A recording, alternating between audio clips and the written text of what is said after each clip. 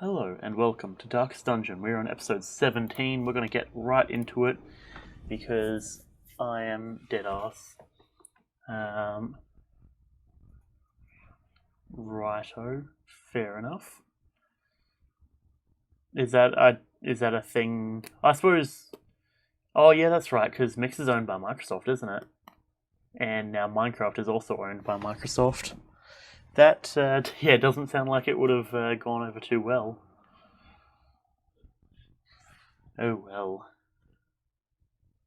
I'm surprised they still have it in there. You would have thought they would have tried to be getting rid of that ASAP. So, as I was saying before, I'll just say it now. If my throat's a bit weird sounding, I've got this like nasally sort of like pain in the top back of my mouth. I don't know what's up with it. Okay, fair.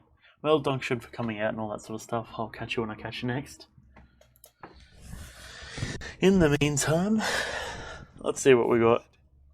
The walls between the sane world and that unplumbed dimension of delirium are tenuously thin here. That's just a stream, don't worry about it. Okay, so, now I do believe, I remember last time I had some like big old cool plan of like, oh yes, I should do this and then some other. And I don't really know, I don't particularly remember. I should probably message Chris at some point and see if he wants to hang out because I submitted my my report today. I had to get up at 9:30 in the morning after falling asleep at 4 in the morning. So I'm a tad mentally drained at the moment, but that's fine. Come over here because I see we're very close on the deeds, it seems. Okay, what were we even doing? We don't want crests. We could go to the cove, perhaps. I suppose the reason we want to do it is we want to get the sunshine in the thicket thing, though. Book of Constitution. Yeah, sure, fuck it. Let's just get into it. Let's go, boys.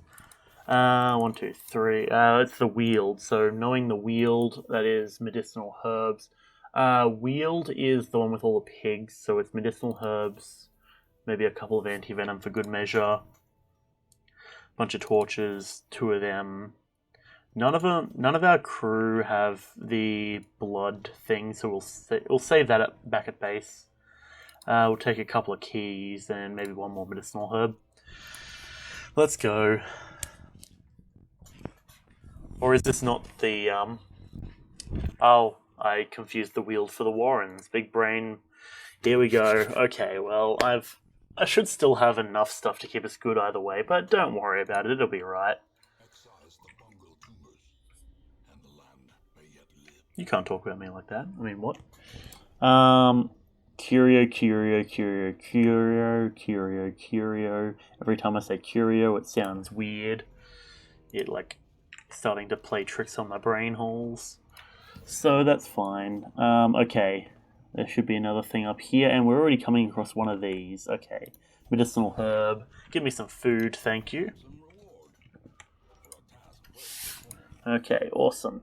Nothing here. So, I do think it's worth just clearing out the entire place at this rate.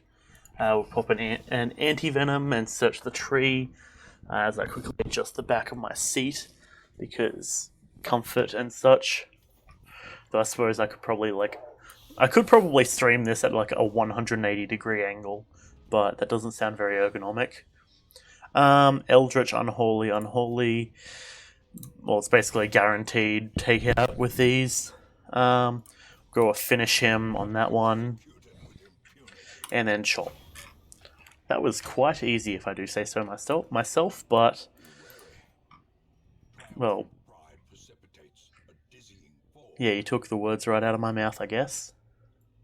I'm going to quickly crank up the audio just a tad, because I was having some issues last night where, for some reason... Oh, I just accidentally muted it. Where, for some reason, the audio wasn't playing through. So, as in, like, because what I had to do last night was I had to record someone going through and using our application that we had to build. So that way I could probably write out a how to use it, or a use manual sort of thing. And, well, needless to say,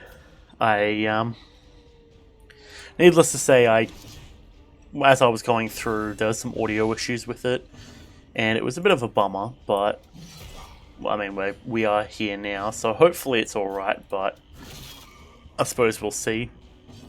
We'll go for a stun on you, because the bigger lad's going to be difficult to deal with. May we find victory. Yes. I don't know who Radiance is, but sure. Blanket fire on the full crew. Luckily all of them dodge. Very nice. Okay. So, now let's just go for a collect bounty. Let's finish this guy off. Size alone does not dissuade the sharpened blade. Blanket fire. Not bad. There's a slight debuff there, but that's nothing we can't deal with. And we'll just do a big ol' zap from the sky. Sky zap! Feel the wrath of the sky zap. And then we'll just come over here and do a chop. Apparently not enough to take him out though. He's going to shank. And we're going to take that directly to the face. I love getting shanked. We can't actually do anything right now, so we're just going to attack the corpse, I guess. And then we'll come in here and bump and knock him out. We want to take that. Oh, this is perfect. Very nice. Okay, now what's a negative trait we want to get rid of? Fragile's worth getting rid of, I reckon. Fragile, ascetic, automatonophobia, and clumsy. Okay, well, just come up here and get rid of that negative quirk. Fragile. Now we are all positive. Very nice. Nothing like being perfectly positive. And that messed us up. Okay.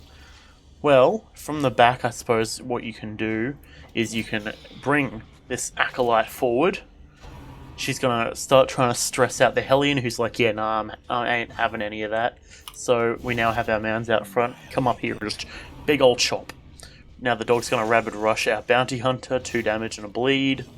That's fine though, because we can come in here and stun the other one, just to stop it from moving. The light gains purchase. Spirits are lifted. And then we'll dash forward and take out number 1, with a crit as well to not leave a corpse laying there.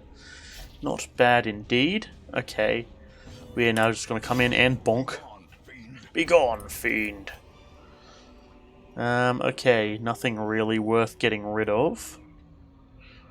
So, I guess we'll just keep moving forward. I think we're still early enough where having all of our supplies on us would be nice. Okay, return to order. Now we've got one of these throbbing cocoon. Okay, and then there's the gatekeeper that we need to take out. You're going to do a maddening whine and move yourself back. Let's hope the other one does the same. Yes, it does. That brings this gatekeeper real close. So that means what we can do is, if we come up here, we just go for a bonk and gone. Consider yourself done. Now we have to take out the supplicant, which has 150 stun resist. I should probably have checked that before attacking. 6 to 10. Just go for a big old chop and hope to take it out. Are you going to attempt to gather blood? Nice try indeed. So it looks like the supplicant is essentially like some dude there who's just got this massive tick that's like consuming his head. Okay, I guess we'll miss. Chop, begone. And then chop and begone. Nice. Nice try, sycophant. You're going to attempt to slurp upon my Hellion. She's a tad stressed, but otherwise is looking pretty solid. And a crit. Fantastic. Now, oh, we want blood. We want all of this, really. They can be beaten. Okay, we'll take the blood. And I suppose we'll take the deeds over the anti-venom.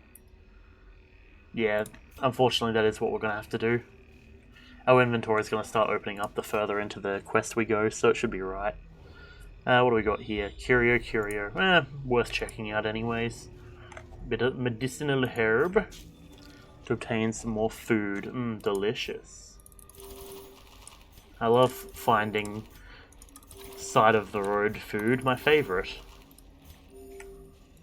Okay, we come up here, throbbing cocoon, slap that shit open. Let's go again. Hell yeah. You're going to attempt to maddening wine on our Vestal. Luckily she dodges. Now you're going to attempt to slurp from Vestal. She takes that to the face and you get a crit on the heel. Certainly a tad annoying. We're going to go for the stun, which we succeed on. What we're going to then do is we're just going to come in here and chop and miss. Fantastic. Then, I suppose, let's uppercut and crit. Very nice. The stun gives us a little bit of room to wiggle, so it can have its turn and it's going to just recover from stun. So, if we come in here, do 10 damage, stun, recover, and we're back to the top of the board. It has a pretty decent speed, so maybe we should focus fire on it now. Pop, nope, dodge. Let's hope our Vestal gets a turn so that way she can attempt to hit him, so he doesn't dash. There we go, taken care of. Had me concerned for a half a moment there, jeez. Okay, nice 9 damage. Could probably have taken out the the big old mosquito there, but that's fine. And Crimson Curse on Botula. That's fine. We're starting to get to the point where we're almost, like, once we take out the boss, everyone who's got the Crimson Curse is going to be fixed for a little bit, which is at least very nice. And we'll come in here and smite! Excellent. Take more of that. And you, sir, can eat more food. Not bad. Gathering up these invitations, I feel, is a wise move. Because then, hopefully, if I'm not mistaken, we'll be able to keep retrying even if we fail. So at the moment, I believe, at the very least, we've got, like, I think it's 4 at base, at least, and 2 in inventory, so we should be doing pretty right. Our Vestal's got 69 stress. That's had concerning, but whatever works.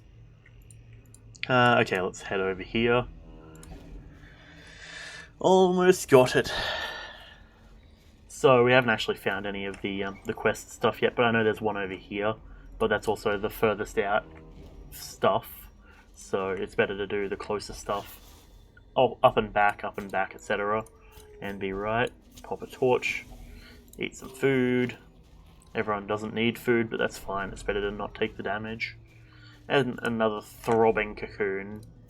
Let's ignore that. Pop a torch and then activate. And inside we have a gatekeeper once again. They're going to attempt to slurp from our Vestal. And get some stats. 7 to 13. Yeah, we'll just go for it and crit. Very nice. Bring him forward. Get over here. 9 damage, not bad. You're going to maddening wine now upon our Vestal. And now he's in second position, which means that we can take him out. Very nice.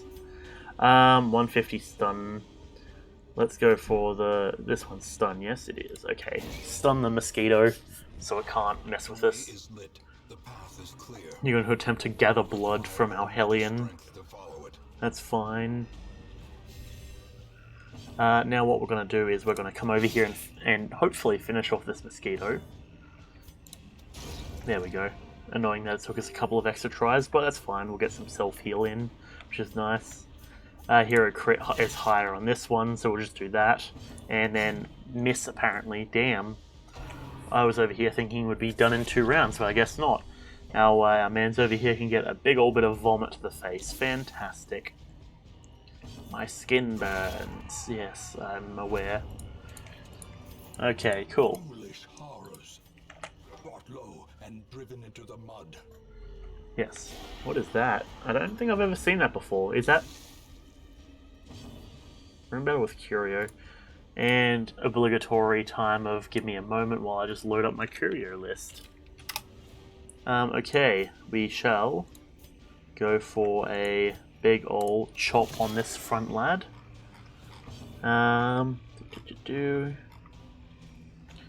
Let's go for a stun on you. The match is struck. A blazing star is born.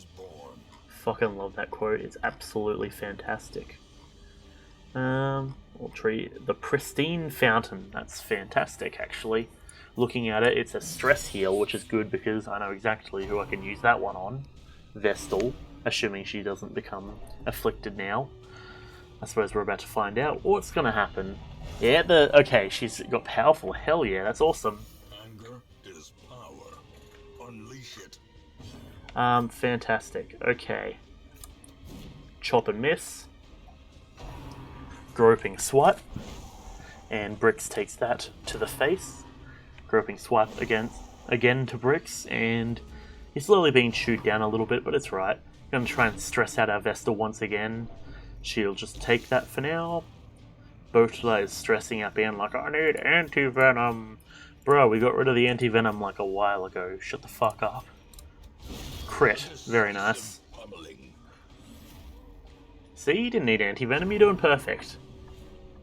Stressful incantation. Now we're going to come over here and do 11 damage, so 1 health remaining. Fantastic. And we'll just bit of a bonk there. Get that torch back up over the boundary. Go for a nice big chop and a miss. Fantastic. Groping swipe on Brix once again. Brix is just taking these to the face. Let's go for a chop and finish off the witch, or the acolyte rather. This is a holy boon. Use it wisely. Damage up for the entire crew. Let's actually spend the turn healing. Just get everyone back up a bit. And big ol' chop and big ol' miss. God damn it. Alright. Mark you. Attack that fool. Groping swipe on our Hellion now, who dodges. Very fresh. Now, finish him. Bah! Not enough though. Let's go for another chop. 16 each. Very fresh. Seize this momentum. Push on to the task's end. Okay, and this one is holy water. Very nice. That's a big ol' stress heal. It says stress heal 30 here, but I guess powerful gives us extra stuff. I don't really know. Actually, I suppose there's the glossary here. If we search up powerful, MOP, provisions, prestige, portrait. Okay, nah. Alright, yes, that won't show us anything we need to know. That's fine. Okay, we've got our crew in the right order. Our light has dipped down just a tad.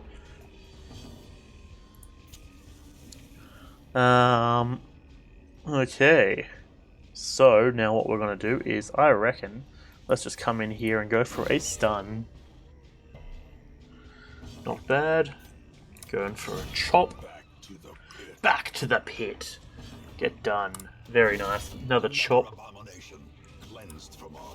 Crit 27. Jeez, this guy doesn't really like those maggots. Fair.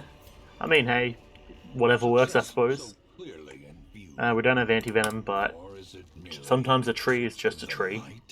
Fair.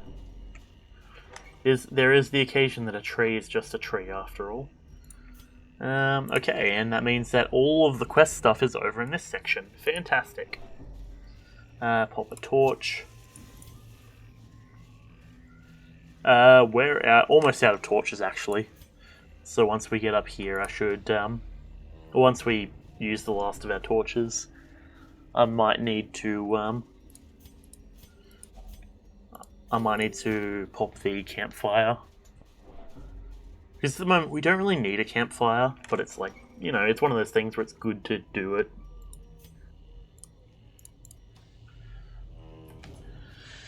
Okay, let's see.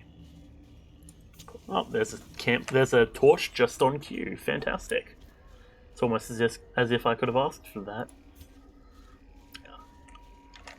You know what? This is fine. I'm cool with this. Aha! Aha, indeed. Ah, now here is one of the things that we need to cure. Let's also actually just camp here, I reckon. Eat some food. The battle may yet be Crit. You are gonna give us tracking, and you're gonna give us tracking. This is how we do it, this is how we do it. And we have 1 point of time left, that's fine. I think everyone's pretty buffed up now. So we'll just go to rest, and even if we get ambushed, which we did not, very nice, we will make sure that all of the next combats, like the next 4 combats we do, we're gonna be we're gonna be in a real good spot. Not to mention our torch, just all of them just being given to us. Absolutely fantastic. Okay, nothing in here, but we do have a scout, which is nice. We've got Curio, Treasure. That sounds good to me. Then Curio, Trap, Quest, Curio, Quest. Okay, of course, we'll head to the Quest one last, just so we can wrap it all up. Nice and neat. Bada bing. 2 supplicants and a gatekeeper. Let's come over here and chop. You're going to Enraging Slight. Basically just give the finger to Bricks. And now he's marked. Fair. That's fine. You're going to take a hook to the face and you're going to die because of it. Now we're going to come over here and go for a chop on the supplicant. Just do a nice big old slap there. 5 damage. He's on 1 left. That's a bit of a bummer, but it is what it is, I guess. You're going to vomit on Bricks now. Bricks is really getting the bad end of the stick here.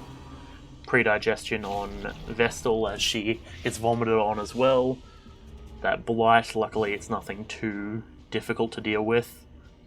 We'll just come over here and I think we'll go for a nice solid chop. Nice. And Judgment. And a crit on the self-heal. Fantastic. And follow through with another chop to finish it off. We'll take all of that loot. Thank you. This expedition at least promises success. Anything in the tree? The tree is covered in poisonous sap. That's nothing too bad. Bit of blight. We'll deal with it. That's probably enough to be... Like, well, the total damage will be healed in 1 turn from the Vestal, so it should be right. Okay. Now... 12 to 21, or 22. Okay, we'll just take him out. You two, get done. Oh, he's got 1 health left, of course he does. We'll go for a stun on you in number 3, because the stun on number 3 is good. Kenny, how's it going? This is why a good pair of gloves is listed in your many adventuring tools document. Very true. Yeah, having a good set of tools would be not good at all. There is, so because usually what you can do if you want to actually get loot out of those, you gotta get bandages and wrap your hands with bandages, which sounds like a waste of bandages if you ask me, because, you know, bandages are good for doing the whole healing people thing, so it is what it is, I guess. Ren for the old gods, luckily not doing too much. I should probably just focus on healing Bricks for a turn, but it'll be right. Big old chop. You would legit still let you get the treasure, the trap would just be sprung. Yeah, that I can understand that as well. Like, because it's one of those things where I don't think... Actually, now that I'm looking at it, I don't think there's any way, or there's any curios where it's like you get something good but something bad at the same time. It's usually like something just purely good, like a loot or something like that. But you would have had this hold true if you pulled open a trap chest and said you don't care what the trap is. Yeah, if we're talking D&D specifically, yeah, it's one of those sort of circumstances where if you're not careful, you're going to feel the brunt of it. We do want the portrait, so we'll just swap them for the jade, because jades aren't that valuable. There are very few trap types that you have that just makes everything explode or deletes the contents. I mean, it also depends on what is in the chest, theoretically, right? If it's something valuable, like important documents, that, you know, if it's some, like, important documents that if they're found by anyone that's not, or that's gotten, so, like, stuff accessed that by anyone that's not the actual person who put them there, understandably, like, you know, you have, like, a candle, or probably not a candle if we're talking D&D style, because how do you justify a or something sitting there for a while. But, like, you know, there's something there that sets a fire that burns everything. But that's usually just paper type stuff. Most people realistically don't want a trap like you nudge the chest and explodes on you. That's also true, yes. Makes moving things very difficult, I would say. And let's come down here and get the other treasure real quick. More heirlooms. I like heirlooms. Heirlooms. But yeah, that's fair. I mean, ultimately it all comes down to circumstance, usually, I would say. Like, for stuff like gold and all that sort of stuff, I don't think anyone really cares too much. Like, I don't think anyone is like, oh, if I can't have this gold, and like, or if you're going to steal this gold, I would rather destroy it, sort of thing, because that doesn't really make sense. It's just like, it's just gold, who cares? War can be healed, but never hidden. You had full-on trap rooms before, but it's the exception and not the rule. Most of the traps you use are on things like doors, chests, cabinets, and not big things that are just like kaboom or big bada boom. Yeah, I don't know. I'm usually sort of overly cautious when it comes to using traps in D&D, as in I'll only do them if I really, really feel it's necessary. Just because, like, it's one of those things where there's the two reasons that a player, or three reasons that a player is going to walk into a trap is either A, they don't know about it and their perception roll was just bad. B, they're purposely doing it for character reasons, in which case I don't really want to punish them. And then C or 3, or I don't remember which thing I was using to count, but just them being ignorant and just walking in blindly, in which case that either means that I need to look for new players, or I need to be a better DM and say, hey, yeah, like, make it very, very, very clear that everyone understands what we're dealing with. You tend to think poison is the best and most common tactic, regardless of its application method, because the owner can keep the antidote and the physical damage to them is so low it won't kill them. True. Well, yeah, that's the other thing as well, I suppose, is generally knowledge is power in that circumstance. If you know about the trap, you can easily avoid it. Having a circumstance where it's just an undodgeable trap is sort of dumb, in my opinion.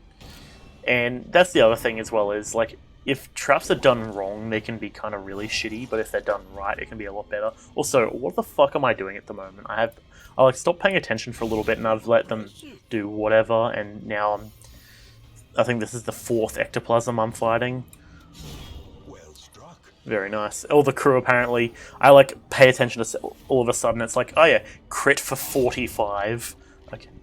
If you're in the woodlands or something, then pit traps would have been shown to be incredibly effective over a millennia. Yeah, I would definitely expect snares, especially if it's like just someone hunting for game sort of stuff. But I mean, I suppose the question then is also, what are the traps being set up for? Is it someone who's going out there just for game?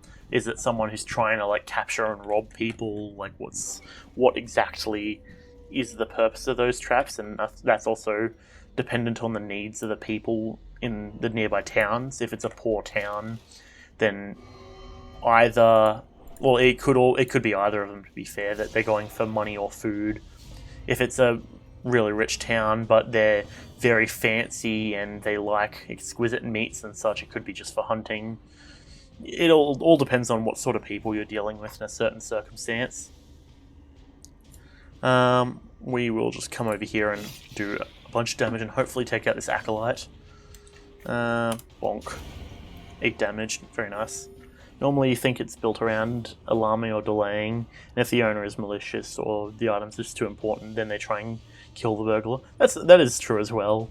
Often, yeah, just delaying opponents can be quite useful. You normally don't make a locked chest a challenge at all if you kill all the residents in a house. Yeah, exactly. It's one of those sort of circumstances where at the end of the day a locked chest can be opened in many ways. It's just some of those ways aren't quiet. Some of those ways aren't quick, you know? Like, realistically, a locked chest isn't too effective against an axe to the top sort of thing. But doing an axe to the top is also not the quietest of methods, so realistically it all depends on what the players want to be doing when it comes to stuff like that. Very nice, and I think we've completed that quest. I hope we have. Fortune and hard work may yet arrest this plague.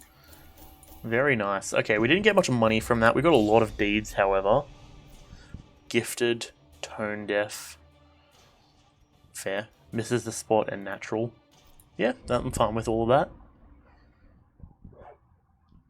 So, now I remember that we were putting off... Oh, jeez, I guess we have to go to the Weald next, don't we? It feels only fitting that we head to the Weald next. Stagecoach is an adventurer flagellant. Yeah, I guess let's grab the adventure. Okay, I guess we won't, never mind. An axe and sometimes things like Hannah's picks. Or maybe a crowbar will get it open. Unless it's the most ballerous type of chest or something. Yeah, and at that point, the chest is more valuable than probably anything that it's going to be containing. Weapon upgrades. A sharper sword, a stronger shield, anything to prolong a soldier's life. Okay, we have a quest here for the man-at-arms to kill the hag. Winemaker's reserves. That's right, we were going to do this, weren't we? Oh, jeez. But since we've got the resolve thing, we should probably do that. It turns into one of those jobs where you legit have a wagon nearby to transport the chest into. You're going to crack it back at home base. Yeah, it kind of gives off the vibe in that circumstance. You're doing more of a heist than just a quest. You're doing like a proper thing of like get in, kill everyone, get the chest into the cart and get out sort of situations. Okay, so with a group of veterans, level 3s and 4s, I could straight up just take the full crew I had before. Vivers, Reynolds, Bourgeot, and Grant Esmanel. Could go 1, 2.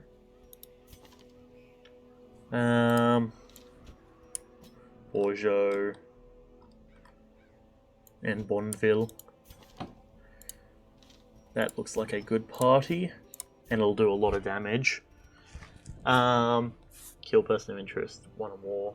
Take the important stuffs and get out. Yeah. And it's those circumstances where you can theoretically do it as loud or as quiet as you want, but of course, each way of doing it's going to have benefits and downsides.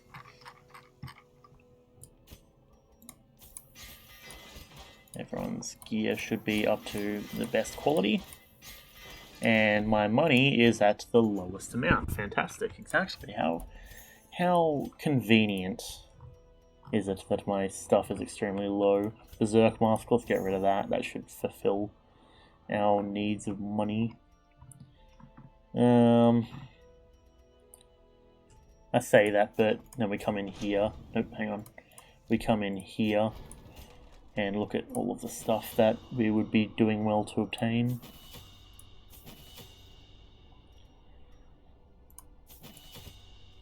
That's all good, that's all good. And heal. Yeah, ultimately, like, it's all dependent, really, or it all comes down to, realistically, what sort of style of mission you want to be running. A lot of people, I find, tend to be not patient enough to handle that sort of stuff, and then on the other hand, there are people who do like that sort of stuff.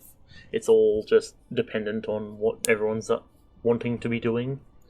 You found with sneaking games IRL, one has to choose one or the other instead of halves for most effectiveness. At least for purposes of not being seen. Totally different if you're going social or have a public access or something, just so you can look like everyone else. Yeah, ultimately, and that's sort of the fun in games like Hitman, right? Where there's theoretically a dozen different ways you could get in and do certain stuff like that. But some of them are going to be more or less efficient than others. Take that party heal. Okay. Most players you see just want to rush in, kill, loot, dip off. Yeah, thing is as well though is sometimes being subtle can lead to the importance, or can lead to good situations where, you know, you're sitting there paying attention to what the person that you're supposed to take out is saying, and they're like, oh yes, this person, like, oh, I've got this message from the person on, you know, a level above me or whatever, and they say that if we're going to attack this place here, and if people aren't there, or we are going to attack this place there, essentially. No, not fully outfitted with trinkets. Yeah, I should probably do that, actually. Yeah, good call. Let's see. Extra damage, but we need less stress, so we'll go that one. Then we'll come in here, and you can take... Actually, we'll get, instead of that, we'll give you the Heaven's Hairpin. This will be another light crew, I reckon. We'll come in here and give you that stuff. You can be damage up, but stress down, I'm hoping. And then you can be healing skills and bop. Fantastic. Looks good to me. Craving. Cool. 1, 2, 3, 4.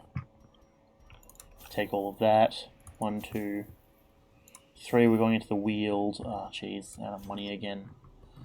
I really can't stand being out of money. It like actually agitates me. Take a couple of it. 1, 2, 1, 2. Stack of torches. Key. And we'll take holy water. That'll be right. You normally reward planning and preparation, strategy and tactics, so just rushing in is... I'll read that in a second, just so I'm not talking over the ancestor. To a genuine professional respect, and together we began to plant, harvest, and brew. Okay. You normally reward planning and preparation, strategy and tactics, so just rushing in is rarely the answer, unless even that was planned under the moment. You know you're not ready, but the antagonists are even worse off, so you got to rush them. Yeah, it's one of those sort of circumstances where In the wild corruption here, there's wisdom in knowing... there's a form both wretched and malevolent. There's knowledge and there's wisdom in knowing your position and their position and working accordingly.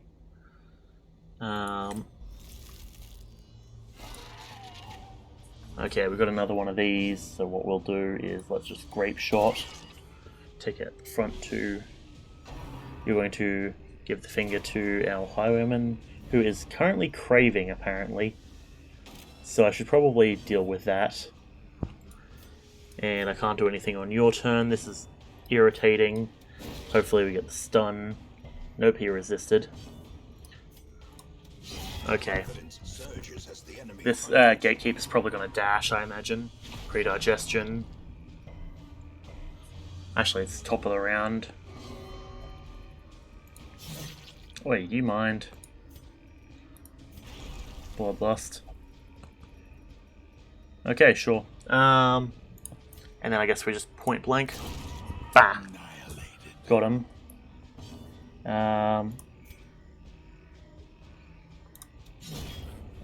Well, this is going to be unfortunate. Judgment. Go for the hit and go for the kill. Very nice. And we'll just take that. Okay, our group got messed up quite a bit there.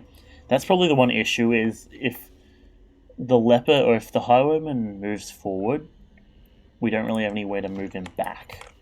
Left luggage and it's trapped. But luckily we resist the poison. Very nice.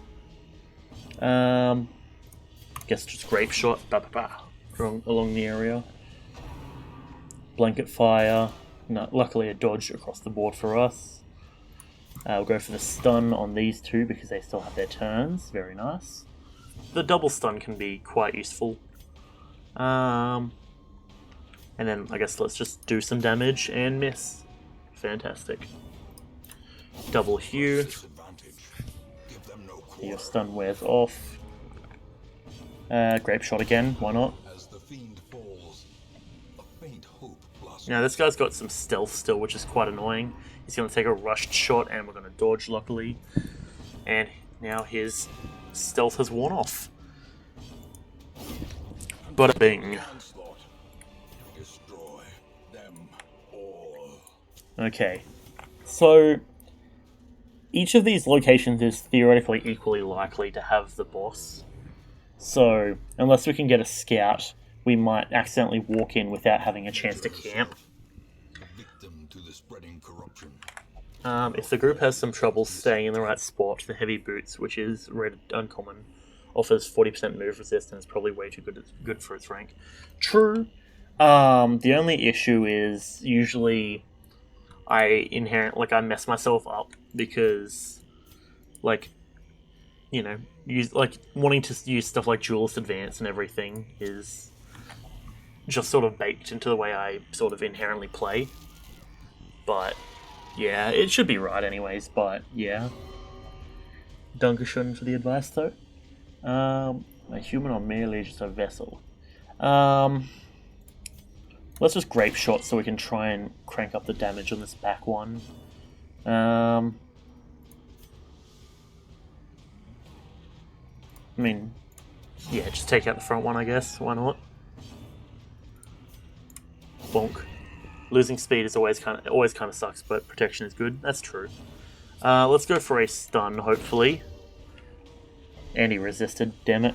Enraging Slight. Okay, that's fine. I'm cool with that. He's pulled forwards, but if we can have someone else go before him... Nope, okay, I guess we'll just crit on the corpse, because... What do you mean, attack the actual alive thing? Psst, nah.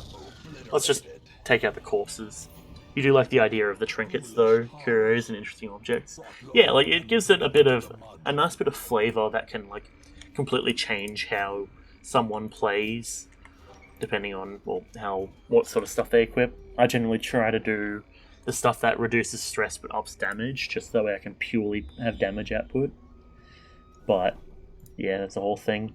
We'll go over here just for the sake of seeing what's here and getting rid of this key from our inventory. But it should be right. Pop a torch. We've got a decent amount of food. Use the shovel. We're a slight bit ahead of the game at the moment by the seams. Okay, I'd much rather the ruby over that garbage. Okay, and then I believe we've got a room battle, because I don't think you ever have a treasure room without room battles.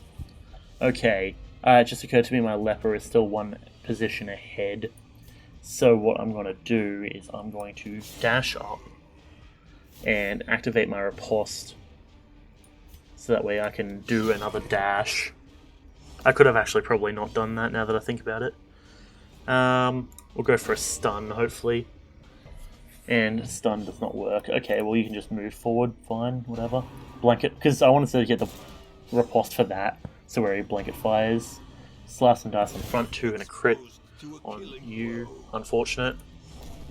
For the soul tether items you made for low magic, also the nice dodge, they can grow stronger, which they can't in Darkest Dungeon, or I presume you mean Darkest Dungeon, but they can be practically anything. Having just a few items with effects people won't know you have, even if they have the same exact martial arts. That's fair. Yeah, it sort of gives flavour and, like, uniquity. I don't know if uniquity is a word, but, like, uniqueness to each sort of character like that, I would say. Blanket fire, luckily we got the riposte again, and he misses again. Jeez, come on. Do we have a less accuracy or something? No, I don't know. Point blank shot. Ooh, brutal. Oh, that's not good. Okay, I should probably spend my turn healing her. That is brutal. Okay, let's go for a purge. Nice big chunk of damage. And then we dash forward once again and take both of them out. Very nice. Yes. Okay. And we'll just go for a dash, just do a bunch of damage. Decimated. Not bad indeed. It helps at the least, because even though you make a lot of abilities realistically, if you played in the setting, people would only learn what their master could and would teach, and what self-training would take a lot more work to learn something new. Yeah, exactly. It's one of those things where being able to have a little bit of the ability to change and work with stuff on your own can go a long way when you're dealing with stuff like that. And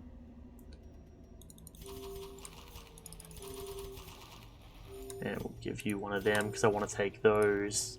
Don't want to bother with the emeralds. Okay, that room put her on death door recovery, which is unfortunate. Actually, what's our situation in terms of dealing with this? I don't think we've got any death door recovery or death door dealing with situations. Mortality debuffs. Yeah, that's good. Wait, is mortality debuffs, is that... I think that's death door recovery. I believe that's what that is. Okay, it'd be nice if we got some scouting. No, I didn't equip any of the scouting boosters, so I don't know. Okay, and his bloodlust is worn off. Should probably also reset each other into the standard position.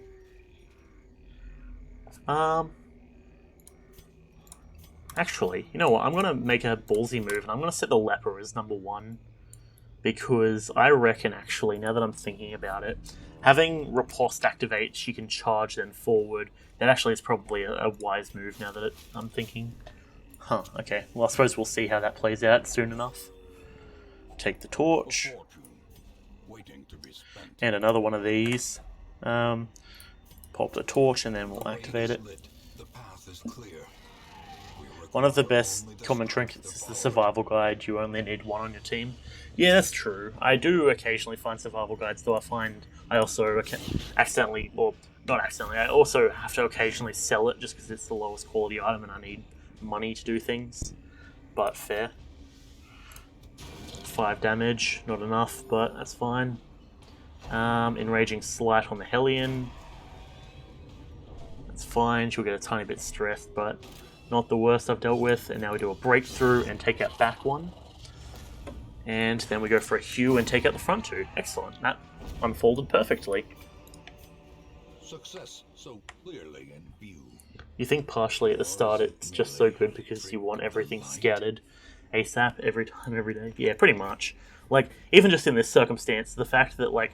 Because generally you can tell where things are going, like, where the boss is going to be if you're, like, thinking about it in terms of, oh yeah, the boss generally turns up, or the boss generally shows up at the furthest away location.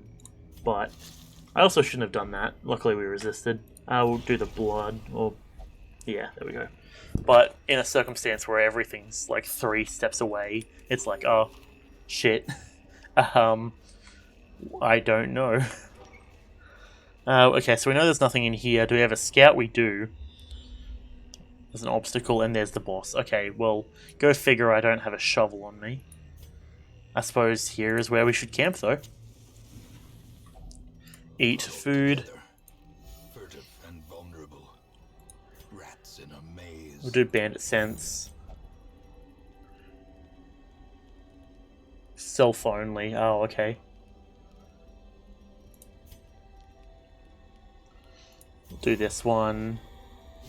Bloody Shroud. Sharpened Spear. I think that's all of our time that we've got. Yeah, okay, cool. Let's see. Spirits are lifted, and purpose is made clear. Alright, well, we're gonna have to just push through. There's mummified remains, we can check that. And ready for the boss. Pop a torch. The match is struck. Blazing star is born. Hello, hag. How's it going? Twisted and maniacal. A slathering testament to the powers of corruption. What's her stun resist? 120 base. 120, we have 120 base, so I suppose first turn we should just try and do some damage. Which luckily we're actually doing quite well, I would like to think. Do you mind, you absolute fucking dickhead? Jesus. Oh, jeez, okay. You need to chill. Into the pot. I'd prefer you didn't, to be honest, hag. Breakthrough. Nice crit on the pot. One of the easiest ways to die is ambush. Yeah, that's true.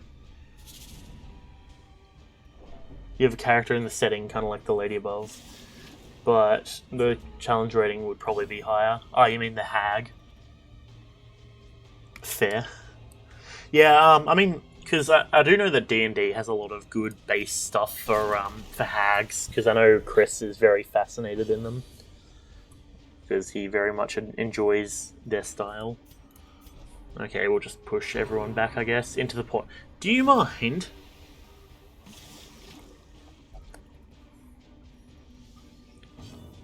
Okay, I guess we'll charge forward once again. She keeps dodging, so that's kind of annoying. Seasoned to perfection, that's annoying. Now that we've got the Hellion up in front, I guess we'll just do this and try and get our Vestal out. 10 to 19, 20 to 38, god damn. That's actually quite solid. Do you fucking mind? Damn it, Hack. Stop trying to attack my healer, Jesus. What was that sound? Jeez. Meat tenderizer. Oh, of course they do the meat tenderizer as soon as my riposte wears off. Jeez. Okay, focus fire chop. Get out of there. Jesus. Duelist advance on her.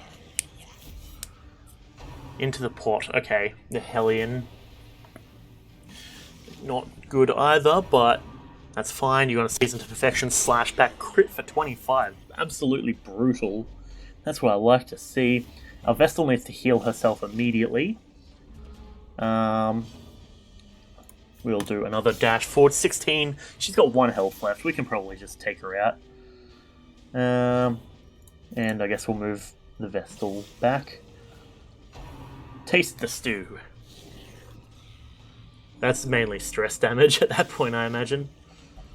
Oh, and that heals her as well. Jeez. Okay. Well, heal yourself. Nice 12 health. Not bad. Perched at the very precipice of oblivion. Okay. She's at death's door. Fantastic. Meat tenderizer. Nice dodge from everyone and slash back. Let's just go for Duelist advance. Bada bing. The wood is still poisoned. The way is still blocked. Okay. But less people will be eaten. That's a start. Generally, being eaten is not good, so yes. And I'm just going to call that a victory there. I'm just going to go back to the hamlet. I could keep exploring, but I like to know, I like to think I kind of know when to not push my luck. This feels like one of those circumstances. Germaphobe. Accuracy versus Blighted. That's interesting. Flagellant and Shocker. Fair. Oh well, that works. Fantastic. Well, that went pretty well. They meet in secret, that none may know the horrifying depths of their enquiries. Okay, well these are both level 0, so I have no interest in dealing with that. Excuse me. I got a leper over here. That could be kind of good. Do we have any level 2 lepers? We do not. Let's get rid of Bolum. And then let's put you in there. Eyes and a stumbling gait. This one is no more good to us. So Soul Tether possible is a cauldron, which you can do all sorts of stuff. Capturing someone inside it would be pretty scary and potent mid-combat. Person goes to heal team into the cauldron with them. Yeah, pretty much. I mean, that's basically what that hag was doing that entire time. Just basically like, you want to heal your you want to heal your team and keep everyone fully healed up? Well, no, that's not going to happen. So that was a bit of a bummer, but it's fine. But that is the wheel taken care of. Now, if we come over here, we have a Baron that I would like to take care of. We have 11 invitations. Most common use for those making pills or other concoction is a primary tool for alchemy. That makes sense. Yeah, I mean, generally is fitting to do so, I would say. Take 2 of them. Bolbeck is too high level, she would not be keen on that. Do I not have any mid-level healers? The fuck?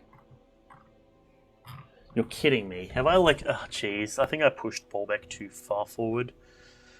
We can't... This is... Come on. Really? That's a bummer. Jeez. You made several branches of alchemy, so it's not like every alchemist is going to be primarily using a Tooldrin over other choices. That's fair. I mean, yeah, there's... I can imagine a bunch of different sort of stuff, but...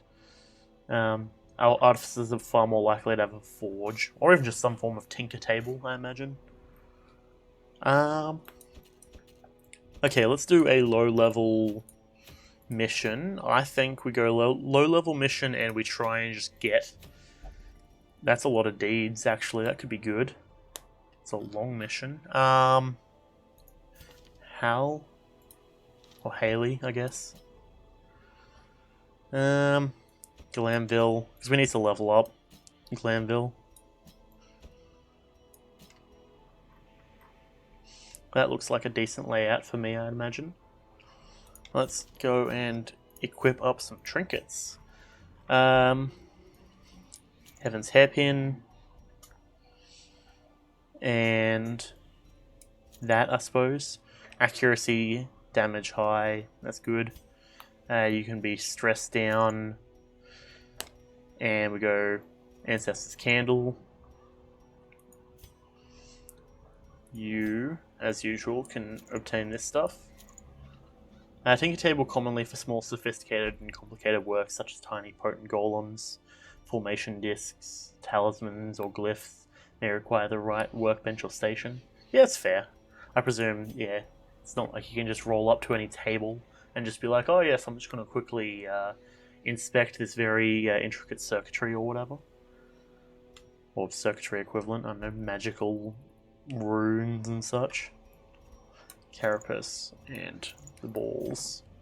Then we want to be probably taking, since it's low level, we will go Stab, Festering Vapors, or get down, and Fortifying Vapors, just to... Actually, no, we won't bother with that. Dodge, that's fine. Wait, hang on. Buff dodge or buff self dodge? No, we'll go that one. We need to level up.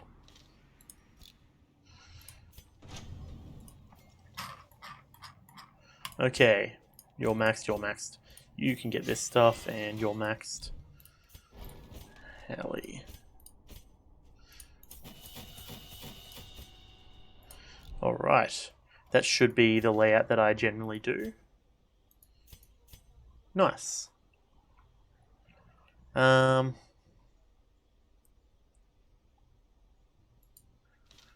suppose if we're not going to be... you know what, that's fine. That's usually the format or the layout I take because that's generally the layout I'm comfortable with. Bop. 1, 2. We're in the wheel, so we'll go 4 of them. 3. 1, 2, 3. 1, 2, 3. Yeah, 2. Take 2. That looks good to me. So, we have our Antiquarian, which is going to make it so we can take money more often. All that sort of stuff. It'd be like if you let me have a mechanical mosquito the size of one hand with a syringe like proboscis and hyperpoisonous payload stored in the abdomen. That likely kills with incredible speed and in high stealth. Those sort of things are just as potent as setting up some more forceful stuff. It's almost always better to kill without trace. True. Unless you're in a circumstance where, you know, you're trying to, like, it's whatever you're trying to kill is something that, you know, how do I put it, is something that is generally seen as a bad entity. So then you can be also, if you're known to be the person who took them out, that can be rewarding as well. But that's usually more common in stuff like D&D. Carelessness will find no clemency in this place. Okay, got a slight bit of blight, but that's fine. Got a combat here. Luckily, nothing we can't handle. Rend for the old gods on our leper. I should probably put the leper front and center. I'm surprised I didn't. Eldritch push. Rend for the old gods. Geez, our leper's just taking a beating at the moment. You have full martial army games, and the biggest, highest damage stuff got used a lot. Kind of like bringing an extra bazooka to the table. That's fair. But I imagine it's, who cares if the enemy knows they're being fired on? They'll be kaboom soon. True. I mean, yeah, ultimately it all comes down to how exactly you want to be doing it. Some circumstances require that to not happen, right? A hostage situation is going to be a situation where generally you don't want to just roll up and just be like, oh yeah, boom, boom, boom, sort of thing. Because they'll be like, okay, well, goodbye hostage. That's what happens when you're not careful about the situation you're dealing with. And we'll go for a stun on you, hopefully. Triple stun, very nice.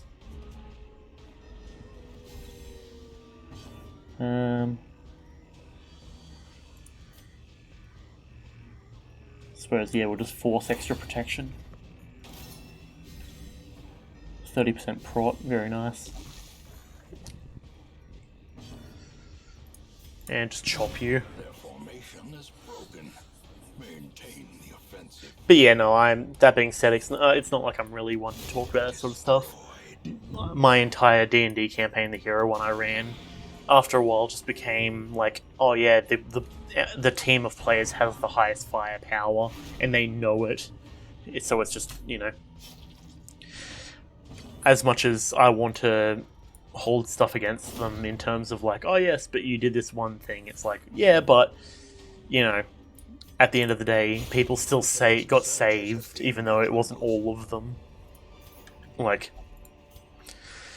generally I would say with that group, having a much tighter sort of, well, they didn't really necessarily care too much about hostages and stuff.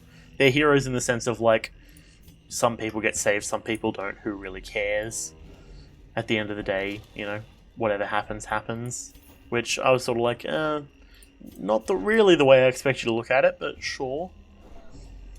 You do tend to have challenges that go against the fight with force tactics, but en masse people care less playing a numbers game. Yeah, and that's the thing, right, is, yeah, hostages only matter if they're liked beforehand. Yeah, absolutely. Like, and that's the issue as well, is in that campaign, like, you could probably blame it on me, but like, none of the NPCs the players really had any interest in dealing with. Like, there was 3 of them that the players were like, oh, these are pretty chill guys, but otherwise, it was one of those sort of situations where they were just like, yeah, no, I don't care. Why would I need to care about them? We're clearly the ones who are doing the only useful things here, sort of thing. So, yeah, needless to say, you could probably blame that on me not setting them up better, but that was just the situation that at least I found myself in with those characters. And keep in mind, of course, like, I very much enjoyed that D&D campaign, like, as a whole. Like, I'm not really bagging on it too much because I did enjoy it, but yeah. And in video games, you find it's a lot like that too, yeah. And that's the thing, is, like, we all play video games, we're all there. At the end of the day, to my knowledge, the boys, for quite a while, used it as just an excuse to come out and hang out, as well as playing games. I'm sure I've played RPGs, and in the settings, it feels legit, like Squad is the only group doing anything. Yeah, trust me, definitely. The rest of the world is looking on and being like, oh yeah, good luck. I mean, look at the entirety of the Harry Potter series, because that's what that definitely felt like. Like, I don't know, I haven't watched Harry Potter for quite a long time, but even just thinking of like stories where the main characters are the only ones doing anything, yeah, that's basically the entirety of Harry Potter in general. Because I didn't bring any shovels. You're kidding me. I fully thought I brought shovels. That's going to be a pain. Wait, give me a moment.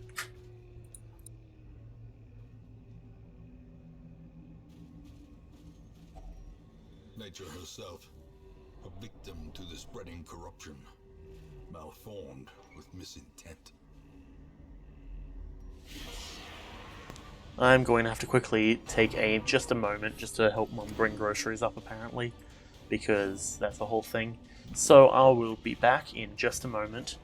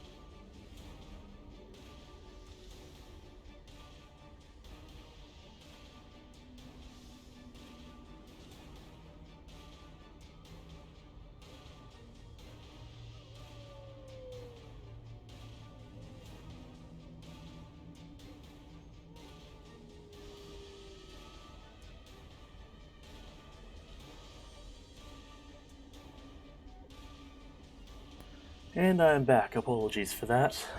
Alright, just quickly checking the audio to make sure it sounds all good.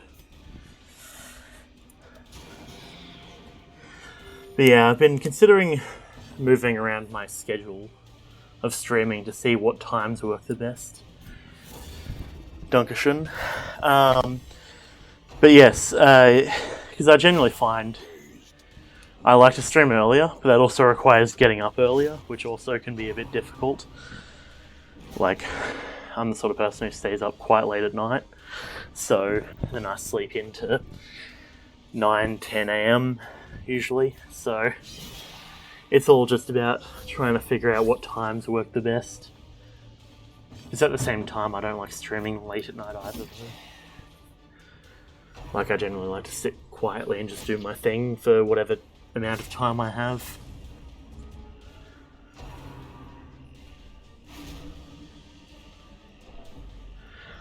Okay, so it looks like the Hellion is taking a lot of stress at the moment, which is quite annoying. And she's selfish. Great. Fantastic. That's what I love the most so early in this game, or so early in the run. Absolutely fantastic. Okay, will you protect me instead, because you're going to be easy to heal if the circumstance occurs. And it just occurred to me that I don't have a drink. Oh well, I'll go and do that later. Okay, let's go and heal the leper at the moment. It looks like we're just taking a lot of damage. And we're doing a lot of... Oh, okay. She's like, I will fight, blah blah blah, and then proceeds to not fight and passes her turn. Fantastic. Brilliant.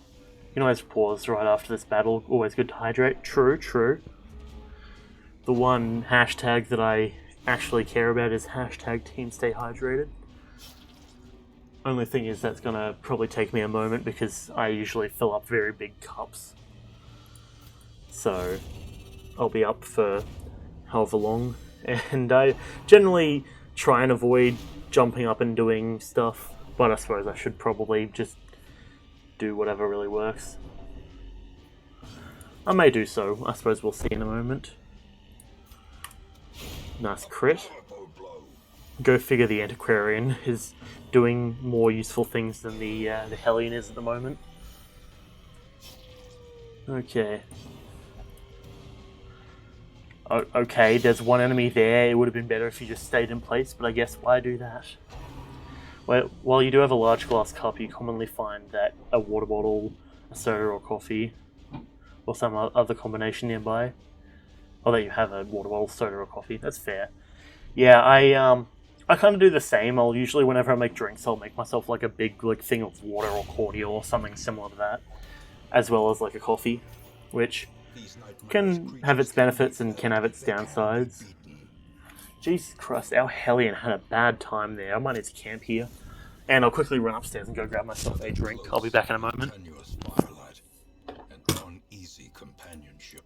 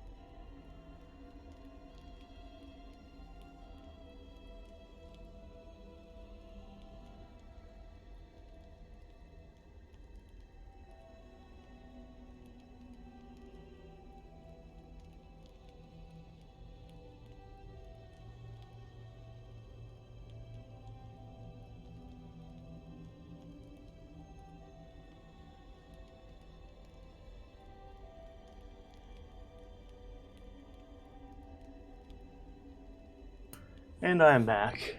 They'll all be on your desk since you don't want to get up and down for a drink. And sometimes one can finish a drink in 2 to 3 minutes, depending on how thirsty one is.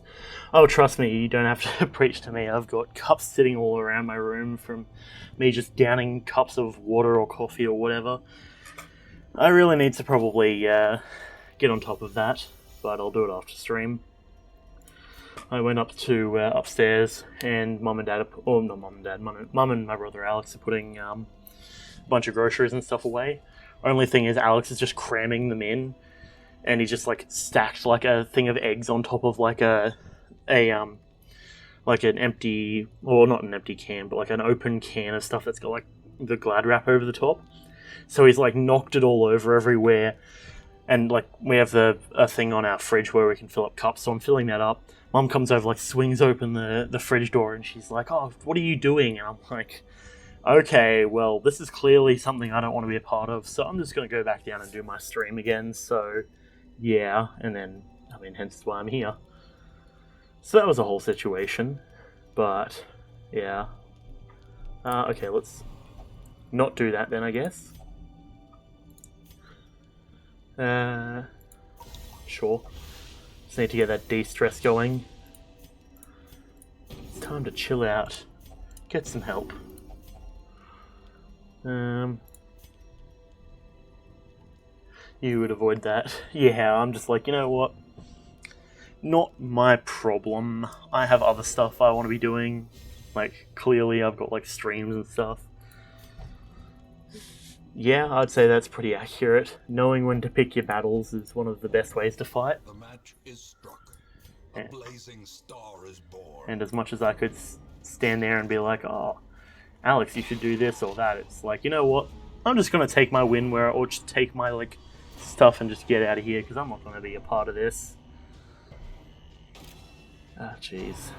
Maddening wine. I feel like this group is already a lost battle. Like, I don't know, that's just the vibe I'm getting at the moment. Pre-digestion. Delicious. Let's go for a stab and a crit. Very nice. But I'll tell you what though. So I got this like weird kind of glass that we've just had for a little while. It's like kind of open at the top, right? And then it like curves inwards and then goes back out into like this bowl. And I have no idea what kind of glass this is or what you're supposed to be drinking in it, but I just use it for water and cordial and such. I imagine it's some sort of weird, like, cocktail glass or something. But I have no idea, to be honest. There's a stun, very nice. Pre-digestion on the leper as he dodges, very fresh. We're just going to go for a hew and take out both of them. Very nice. Stun. Or unstun, rather. Just take out one of the corpses to free it up for the leper to come in and do a bunch of damage. Its new purpose will be to contain whatever liquid I enjoy for consumption. True, true. At the moment, water.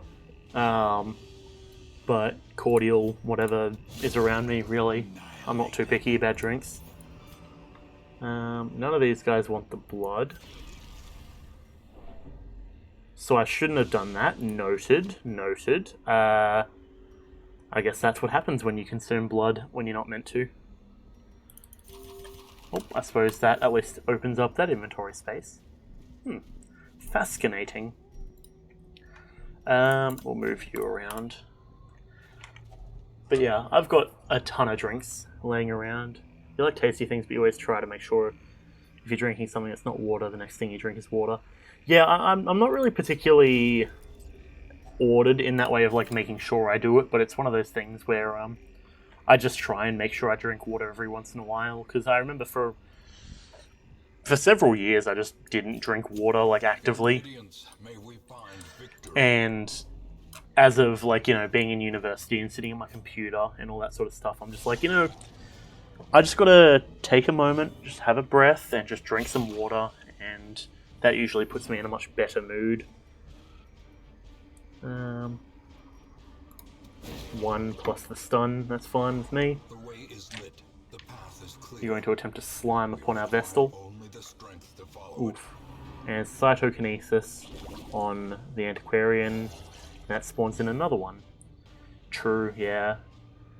Like, I don't know, it's just one of those things where I was always like, oh, I don't like the taste of water, and I still don't like the taste of it, but like, it's better to have water and be hydrated than to be on this, like, because you know how, like, stuff like, you know, soft drinks don't really, there's like a certain, I don't know, to me it feels like it's a bit of my throat, that it never feels like it's fully being, like, moistened by other drinks, but, like, water seems to do that pretty well.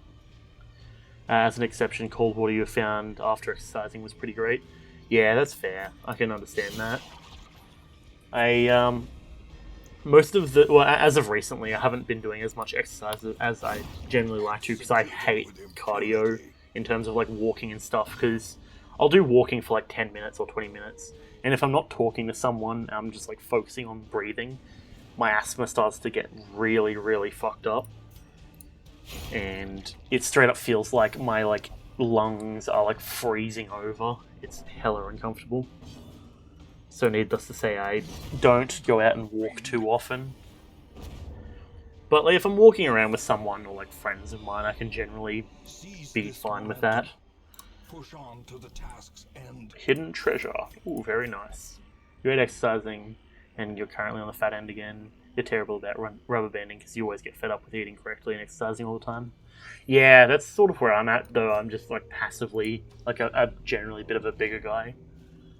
But it's one of those sort of situations where, you know, I'm trying to focus on eating healthy, but then, of course, you know, certain circumstances occur when I can't really, where it's a little bit out of my control. Like, you know, like, say, for example, with, like, I had my birthday the other night, and it's, like, because of that, everyone's like, here, Zach, have this shot, have this shot, have this shot. And, you know, I don't even know the kilojoules that are in a shot, let alone 20 of them, sort of thing, but I can almost guarantee that it's not keeping me under the recommended amount of energy per day. So that's always a bit disappointing, but that's just sort of how it goes occasionally. That's also why when people say stuff like you look good or you're in shape, when you're not, it's like, nah. Fair. I mean, yeah, if you've seen yourself when you're in shape, it's easy to kind of compare that. Like, there was a period of time back in, it would have been 5 years ago now, where I was doing army cadets, and, like, I was looking good back then. Like, I was, like, hella skinny. Like, I was still a bigger guy, and at that time, like, I still had the same body shape sort of thing. But, like, compare that to me now, like, you know, you can tell the difference sort of thing. Like, even just looking back at photos of me back in my my DPCU, I was like, damn, I look fresh. You know, you're in shape and out after you go through the process, then the more times you do it, you get a better eye for things. Yeah. And then there's me, it's just passively, consistently overweight to some degree. It's just how overweight am I at the time. But at the end of the day, I'm not too stressed about it. I barely eat through the day anyways, and when I do, it's usually very small. Success so clearly. And endomorph, yeah, like where it's more outside, like I've got like broad shoulders, sort of circular shape sort of thing. I'm pretty sure if I recall correctly, I think I am. Because if I'm not mistaken, isn't exomorphs the ones who are like naturally like really skinny sort of thing? But yeah, that's basically what I am to my knowledge. Yeah, I mean, like, I'm like 6 foot, and one of my good friends is an ectomorph, and he's like, at this point, he's like really buff, so regardless of his body type, he just is buff. But there's been many times where he's just been like, Zach, I really wish that I had like your body shape, it would be much better for bodybuilding. And I'm just sort of like, sure, I don't really know how to understand or to like process that comment, but I'll take your word for it. But yeah, and then naturally I just am a bigger guy, which has its benefits, has its downsides. But, I mean, that being said, saying that, I can't really name a benefit off the top of my head, but yeah, you're really short, but you're basically dwarf-shaped, so either you're a barrel or a square, depending on how in shape you are. Fair. I mean, hey, at the end of the day, it's really whatever works. None of the slender fitness model look for you just won't work. That's fair. I at least, I think, have the benefit of being pretty tall. Like, I say pretty tall, like I'm flat 180 centimeters, which, if I'm not mistaken, is like basically exactly 6 foot. So that's at least kind of convenient for me, where like, despite being how wide I am, I'm still able to like tower over people. So it sort of just adds up. But yeah, if I put effort into working out over time, I probably would be able to look pretty decent, but I don't know. It's one of those things where over just the last while, my plan has just been to try and manage my eating sort of stuff. So, for example, today the only thing I've eaten is like 2 tuna sandwiches, just because I'm a big fan of tuna. Specifically chili tuna, though. Any other kind of tuna, I'm like, not really. It's a bit bland, but chili tuna is very nice. But, yeah. Being taller is good. You can stretch the weight out. The only downside is you have to stretch your muscles out over that size, too. Yeah, exactly. Which, generally, I'm somewhat fine with. It's not the worst thing for me to deal with. Like, yeah. So when you do all that work and see, look, your arms or something, they're not as big as you think they should be, but you have long ass arms. Yeah, pretty much. Like, there was a while where I was like exclusively doing like arm workouts just because, I don't know, out here looking like Donkey Kong or some shit. I don't know. You've seen people give up over stuff like this; they just get fed up. Yeah, that makes sense. Generally, yeah, it's not one of those things where I actively give up over stuff like that. It's more just like working out takes time, and that's my main thing. Like with streaming and uni work and everything, I'm just that burnt out for time at this point where like I'll be sitting there and like after the day or whatever of streaming, doing uni work, I should have used medicinal herbs there, and he got a tapeworm. Fantastic. Yeah, I generally like, and I know it's not even one of those things where I can be like, oh well, like my mom's always like, oh well, like she works full time plus also is doing another degree, so it's like one of those sort of situations. But I'm like, I do a lot of stuff. It doesn't look like it at the end of the day because a lot of stuff I automate, and it's just mainly overseeing that stuff. But still, I think exercising is absurdly boring, and restraining yourself from eating delicious food in quantities always sucks. It's not really the muscles so much for you. Yeah, I mean, to be fair, I fully get that. I am in basically the exact same boat. Like, I am very much a fan of food. So, like, you know, I see nice food, I like eating it. It's like, this is good. But up until that point, or like, you know, because I'm always one of those sort of people who, like, I'll eat a decent, like a small portion, and then I'll be like, that was good, I want more of that. And then I go and have a bit more of it, and, you know, it is what it is. If you could get buffed playing video games, you would play games all day for real. Yeah, I was considering actually for a while getting like a, you know how on like those bicycle, like the like stationary bicycles, they're like essentially just having those like pedals. I was considering getting one of those for like underneath my table, but I realized afterwards that like the height it would have to be every time I like do a cycle, my like knee would slam into the top of my table. So needless to say, I've decided that that is not a good way to go about doing it. But that being said, I imagine I'd probably not do too well if I was doing a ton of physical exercise whilst also, you know, streaming or doing whatever. Obliterated. Very nice. This expedition at least. Being tall can also be sad for pull-ups. Normally shorter people can use a pull-up bar in the doorway. Yeah, no, I can't do it. Well, I can... Yeah, I can basically do that. Like, the thing is, with doing pull-ups in a doorway, you have to, like, curl your knees backwards, which is very, what's the word? Disconcerting. Because if I bend my knees backwards and something happens and my arms give out, and I don't have time to react, I'm slamming full speed directly knees to the... In my case, there's tiles on one side, there's a metal bar between it, and then it goes into carpet, and I'm going to have my kneecap go directly onto that metal bar there. Also, the bar above you can fly off, that too as well. Like, in that circumstance, there is nothing to, like, prepare you for that, and you just have to be able to react in that split second, and I can almost guarantee I will not be able to do that. But that's just me knowing that I'm horrible at timing and such, so it is what it is, I guess. I suppose we'll swap bandages, why not? Oh, I just realised I actually should probably head back this way. If you were 10 years younger, you might have the reflexes for it, not anymore though. Yeah, I mean, I'm like only 21, like I turned 21 the other day, and I still don't know if I've got the reflexes for it. Granted, my reflexes are horrible, so that's neither here nor there, I suppose. Waiting to be spent.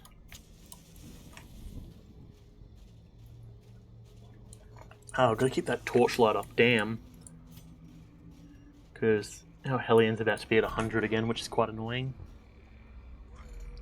They don't tend to get better as you age. Well, yeah, exactly.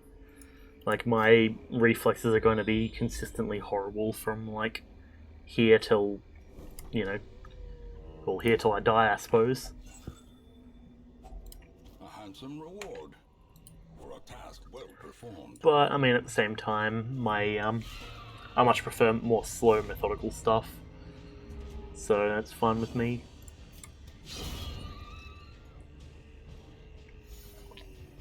I suppose as long as I know I don't have to dive dive between, you know, train carriages or some shit or like stuff like that, I'll be right.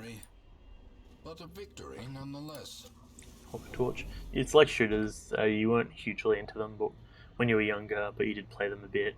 But you enjoy them less and less as time passes. Just not PvP. PvE is fine. Yeah, well, that's the sort of thing. Like, I was horrible always with like stuff like Black Ops, but I remember zombies. I always enjoyed. More so because that just gives me an excuse to hang out with the boys and talk shit. But whereas if I'm doing like PvP in the actual multiplayer modes, I have to be like anything I say is always like, oh hey, over here, do this, like come here, there's someone up here, there's someone over there, sort of thing. Whereas in zombies, I can just be like, oh yeah, blah blah blah, you know, whatever the fuck I really want to talk about in the moment.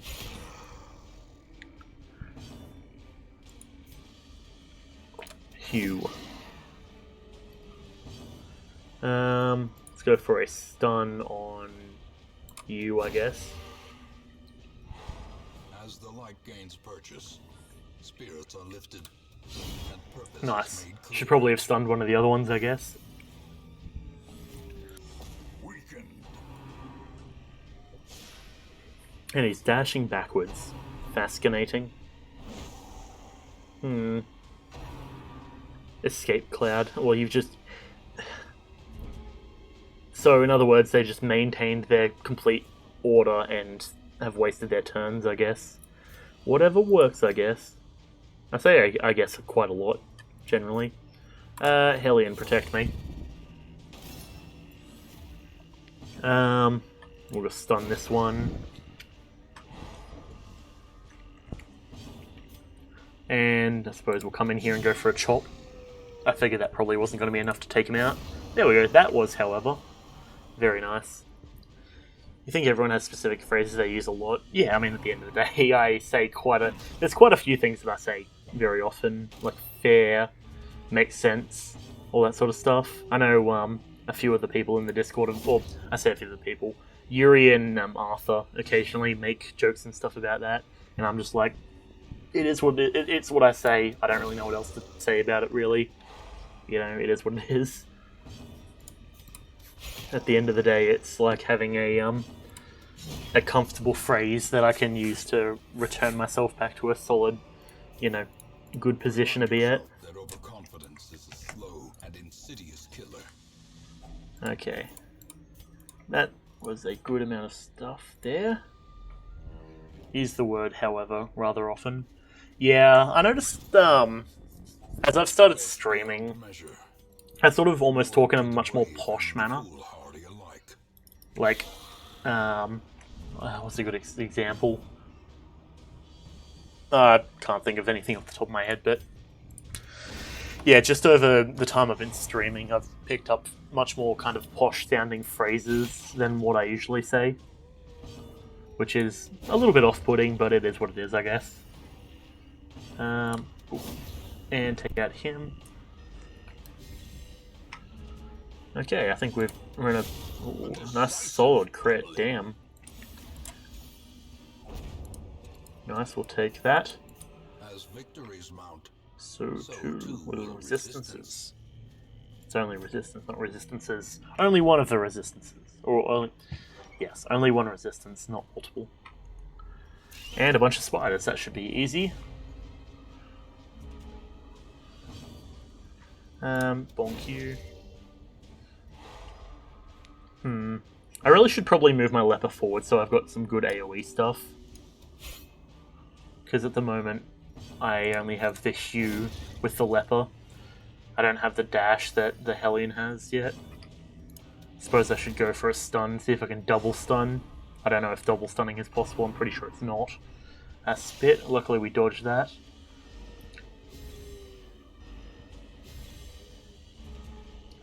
The only attack I want to see here is swallow, not spit. Come on. You make a lot of abilities and you end up listing exceptions. So if documents were released, you might find chunks of entry saying fire can be used in all of these ways. However, these things. That's fair. I mean, it's setting what's the word, like boundaries on what things can and can't be done. That's something that I did kind of badly in my campaign, because my sort of thing was basically like, you can use your ability for whatever you want to do as long as it makes sense. And generally the boys are somewhat competent when it comes to making even dumb stuff sound like it makes sense. So I was just sort of like, okay, well, I guess, sure, whatever works. But past that, yeah, you keep finding things that would break or harm the game, so you have to. Fair.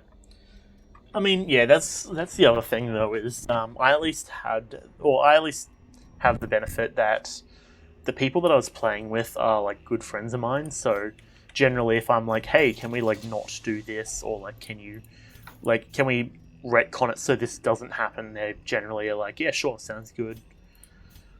So that's at least enjoyable. Means I don't need to stress too much over stuff like that. Because God knows that, I mean, I suppose one way or another, if they didn't play by my rules, then I could just be like, hey, well, don't come here, I guess, or don't play, but at the same time, I think we all want to play anyways. Tapeworm and Vampiric Spirits. This is getting out of hand very quickly. Ah, jeez. How do I even say that? Fornio. I think that's how you say it. Fornio is getting a bit difficult with both a tapeworm and now debuff resist.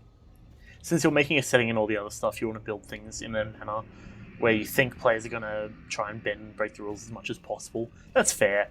I mean, to be fair, that's generally a quite I think foolproof way to do it. I think is the best way I can describe it. Like it. Even having the plan of what to do if anything, or if players attempt to do certain things, it's convenient. As long as you write it well enough, people should have a hard time ruining everything. Yeah, I mean, yeah. Yes and no. It all comes down to who you're playing with, generally, I find. But yeah, a lot of the time, if you're playing with good people, you can generally get away with not worrying about it too much. But yeah. I go for a stun and it dodges. He's going to probably try and run away. Shot. Nice. The way things are worded can end up with some horrible game-breaking stuff. Yeah, I mean, I suppose that is natural with the way that because it's, if I'm not mistaken, like supernatural, like almost it's very like low superpowery sounding type stuff can happen. Okay. I'm just thinking whether I should camp here or not. I suppose I'll move up to this next room and attempt to camp. We'll disarm that to get some stress fixed up. Torch is going down quite quickly. Yeah. Damn, the torch is dropping very quickly. It's concerning. Nothing of interest in the web. Most people know what the creators meant, but you'll find players going, nah, it's written like so. I mean, yeah, that's the whole thing of like people going between rules as written and rules as intended a lot of the time.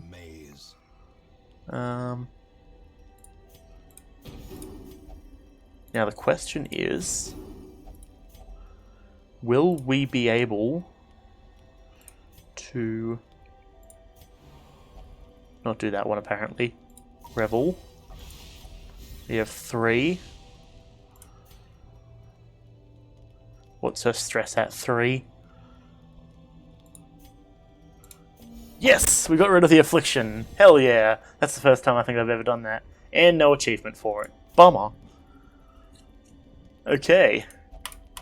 I'll tell you what, I'm happy with that regardless. The promise of safety. Okay, so we want to head around this way because I don't actually have a shovel. Don't you do it, leper. You bitch ass. I can't believe he's done this.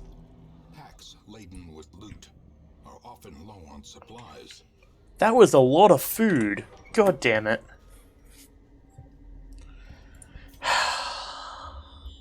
The disappointment that I feel in this exact moment. But yeah, so at the end of the day, yeah, there's a reason why people are always debating between rules as written and rules as intended. Generally, a lot of people like to build very powerful characters, and that can be game-breaking pretty quickly. Like, even in Sam's campaign, none of us have explicitly tried to power game, but apparently apart from one of the other boys that Sam told me about that he does quite often. But none of the rest of us have been trying to power game. So, but we still found out that, like, just by playing characters that we've been, like, thinking about to some degree beforehand, they've all ended up relatively powerful, just because that's how it is. We'll go for a stun on you, hopefully. Yep. What the fuck? How? It was a 100% chance of success. What? How did he resist the stun? Because he's got 10% stun base resist. What? Is there a max at like 90% or something? Because that was a 110 base. Oh, wait. Oh, we're low level. 110 base, minus 10. So in other words, there was a 90% chance of stun and he still beat that. You're kidding me. This is disappointing. Now you're going to Rabid Rush the Hellion. Fantastic. Hugh. Double dodge. You're kidding me. I hate when stuff like this happens. Get out of here. And now chop you. Decimated. Be gone. It's hard to balance some things when you combine them. They're perfectly fine alone, but the moment you add other abilities or items to them. Yeah, that's true as well. Like, If only treasure could staunch the flow of otherworldly now, corruption. to be fair, I did kind of also, like, when I thought of it, it got pretty hype. But for Canium, one of Chris's character in my D&D campaign, so he originally built a character where he built himself out of crystal, and I went along that sort of line and, like, presumed he wanted to build, like, an Earth-style character. So eventually he got, like, a tremor ability, or rather it was called compress, but it essentially became a tremor thing where he would be able to, like, compress the Earth, or compress, like, land and stuff. And that was cool and all. He didn't actually ever use that too much. But later on he did go and he got an ability called After Shadow or something, or After Image. It sounds like what it is. Essentially, he attacks, and then he can use his After Image to make a secondary attack. And that was cool and all. I very much enjoyed that. But then the final quirk he ended up getting was essentially just super strength. So all of a sudden, and we just did that as basically as a strength increase. So he got a massive strength buff, and then we realized, oh, hang on a second, strength buff plus crystallizing himself plus the After Image is insanely powerful. And so at that point, I was like, it's relatively late game, so we'll see what happens, and I'll deal with it if I find it's entirely necessary. Turns out by a couple of months later, we ended up finishing playing that campaign anyways, but by that point, it was one of those sort of situations where, like, everyone kind of knew what was happening. Like, Chris was extremely powerful at that point, regardless. Everyone was, to be fair. But that's just what was happening, and we were all like, I'll try and balance it, but it's not really that big of a deal.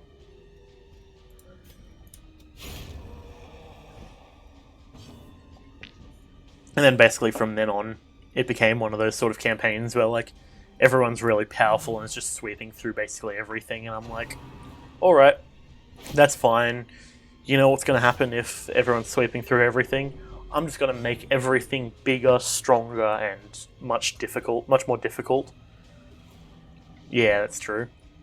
So by the end of the campaign, there was one section where they were fighting on top of this, like essentially ship flying over the ocean. Actually, no, hang on. It started flying over the ocean, then started flying over the city, right? And this is like more modern, so glass windows and everything.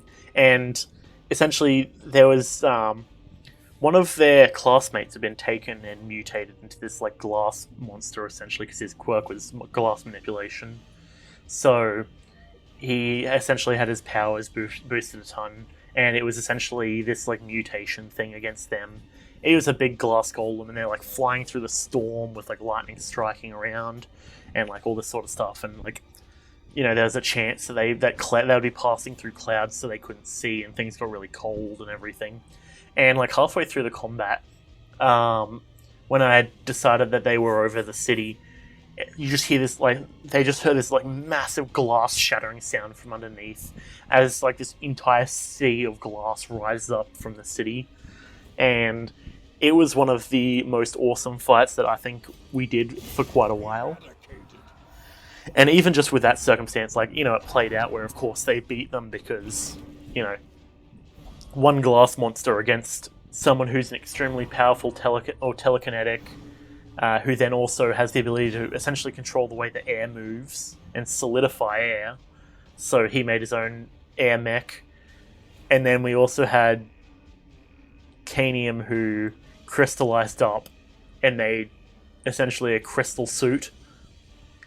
And I don't think Wolfgang was there for that one. No, of course he was. The ship was where they were rescuing his mother. He should have been there for that.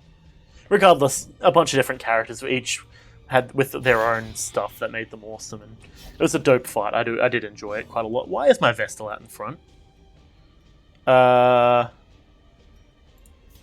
Excuse the fuck? Why are you in front? I look away for 2 seconds, and the Vestal's for some reason in position 1.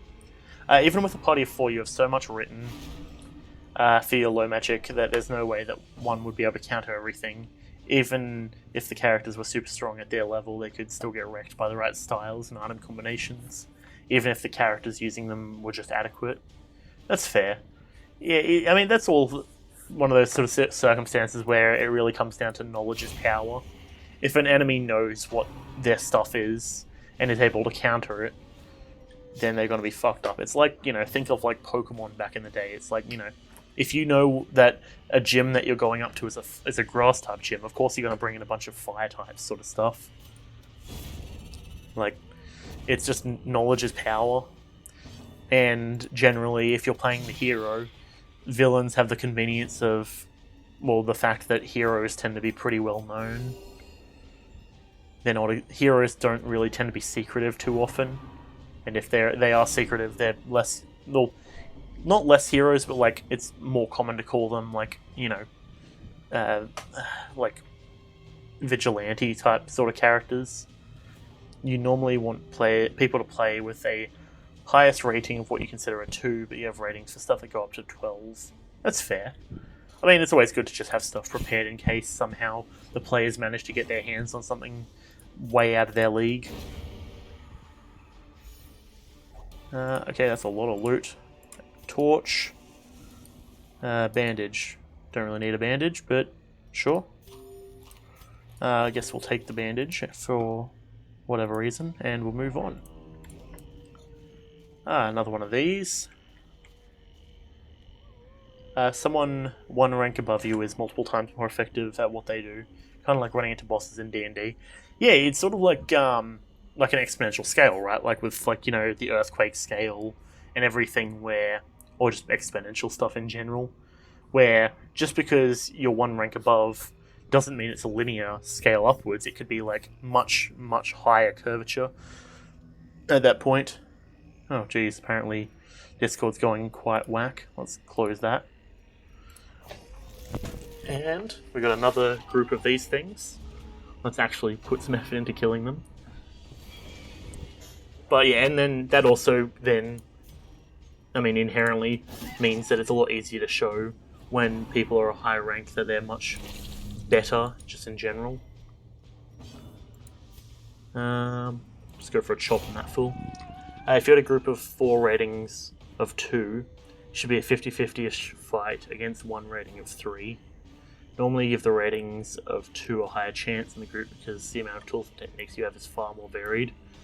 Yeah, that's fair. So at that rate, you could kind of roughly say it's like a 4 to 1. Wait, no, hang on. For each, if there's 4 of one thing, it's essentially 4x equals 1, or 4x equals y plus 1, essentially. Sounds like what it is. So then it would be y equals 4x minus 1, which, I don't know, I don't remember math. It probably doesn't equate to that linear scale anyways, but that's fair. That's at least that singular point in time, so 4x equals 2, y equals 3, sort of stuff. You do vary it more of a range, but this is close enough as an example. All dependent on how much you counter and don't counter something. Yeah, that's fair. Like, because you have to rate a higher threat against someone if all your stuff counters them. Oh, definitely. And then, in that case as well, the other thing to consider is, if they're aware that all of your gear counters them, they're probably going to go out of their way to try and take you out of the fight first. God damn it, my leper is being pulled back. Should probably have just withstood, but that's fine. We'll do get back, so that way we get our dodge up. I need to just do damage to this gatekeeper real quick. Gather the blood. Okay, go for a stun, and hopefully that works. Nope, he resisted. Damn it. Chop. Get rid of him. They either need to get rid of you immediately or avoid you like the plague the entire fight. Yeah, that's fair. Elusive exit. Bitch ass, he's gonna run away. What a nerd. And then now I've got sycophants to fight. The abyss returns even the boldest gaze. Right, okay. Damn it. There's a nice amount of damage though, to be fair. Double dodge, god damn it. Needless to say, this didn't go as I was hoping. That double stun at least is quite convenient. Maddening wine. Nice. And then we'll go for a quick old stab there. But yeah, ultimately it comes down to how exactly each character is set up and how to define one thing trumping or countering a different. Like, I don't particularly know what sort of scale you're working with in terms of how things counter, or whether you're going Pokemon, so fire type counters water type, or rather the other way around, water type counters fire type, that sort of stuff, but I presume it'd be roughly along that sort of style of thing. I do actually wish, however, that there was some degree of like ability to do stuff like that in D&D, where like evocation or abjuration beats evocation, evocation beats like what's the word? Beats illusion, illusion beats divination, and like having some kind of weird sort of thing that goes around in circle like that. But that sounds like it would get out of hand very quickly if the DM was unsure of what to do. The thirst.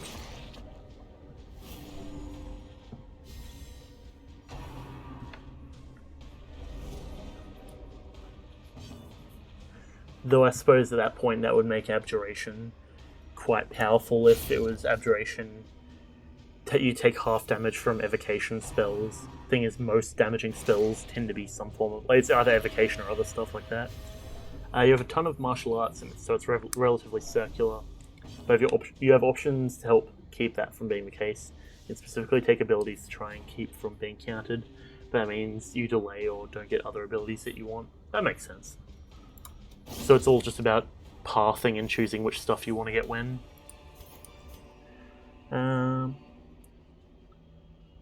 Right, let's take... Let's take that. Now you're going to not do anything, that's nice. So now we get some food. The stuff is only the first test. Now it must be carried home. Now I swear if my group gets hungry. Very nice, okay. On top of this you have soul tethers and other objects to keep from being a problem, so you must invest well. That makes sense. It feels like one of those sort of circumstances where you need to be aware of that, of how you want to build it before you get too far into the game. Like, have it all planned out ahead of time. Alchemists tend to come up the worst because they often have a level of gear dependency. It sucks fighting them when they have everything on them, but a much easier fight when they're out of ammo. That sort of reminds me of that whole thing with, you know, the whole thing of, like, Batman, of, like, theoretically Batman can beat anything if he has time to prepare. That sort of argument that happens. Though, I mean, at that point, I've stopped discussing which superhero would beat which superhero, because usually it does ultimately come down to, oh, well, this superhero would win because he has time, and having time is enough. Like, having time is the be-all and end-all sort of thing. And then at that point you realize that if superheroes are fighting each other, generally it's up to the decision of the author to determine, oh yeah, well no, this superhero is better for arbitrary reason X sort of thing. Okay, we need one more crest, which luckily, boop. Oh shit. In the end, every plan relies upon a strong Hell yeah. and tempered steel. Kind of like that, though you do GIMP learning. Unlike D&D where you can choose anything, players in the setting, you would have to make them learn from a teacher or a figure, or figure it out themselves, so even if they wanted to teach you something, if they don't know it, they can't, but this helps give more cause for you to travel. Well, that's the thing as well, though, is in stuff like D&D, I generally nowadays say, hey, no, you can't multi-class unless you've met someone of the appropriate class who you know well enough and you talk to well enough that they are willing to spend time training you up, sort of thing. Just because, frankly, after some of the people I've dealt with who are, you know, maybe not the best people when it comes to that stuff, where they're just like, oh yes, well I'm taking 3 levels in this thing, and like 6 levels in this thing, and 4 levels in this other class, just so I get like the perfect power build. I'm like, no, you're not. That's not what's happening, because that's dumb. You're going out of your way to power build for the sake of just being overpowered, which I don't really particularly approve of. Also, that's a lot of money that's going down the drain really quickly, damn. Okay, maybe I should hold off until I'm doing a bit better with that in terms of money. But we've actually got a decent crew of level 6s at this point, and a bunch of level 5s. What's the quests looking like? Not too happy with really any of the other red quests that we've got, but what's this? Mantra of Fasting. Huh. Ancestor's Handkerchief. Fair. So not the worst stuff. I do, however, want to get into this at some point when I get the chance. We still don't have a good healer, damn it. What do we have over here? Nope, Bounty Hunter. Ah, oh, jeez, come on. This is disappointing, to say the least. No competent healing.